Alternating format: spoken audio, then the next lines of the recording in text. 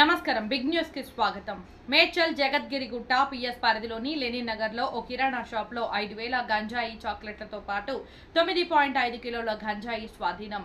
దుకాణ నిర్వాహకురాలు సునీతాదేవి గోస్వామి అనే మహిళను అదుపులోకి తీసుకున్న బాలానగర్ ఎస్ఓటీ పోలీసులు। జగద్గిరిగుట్ట పిఎస్ కి అప్పగింత కేసు నమోదు।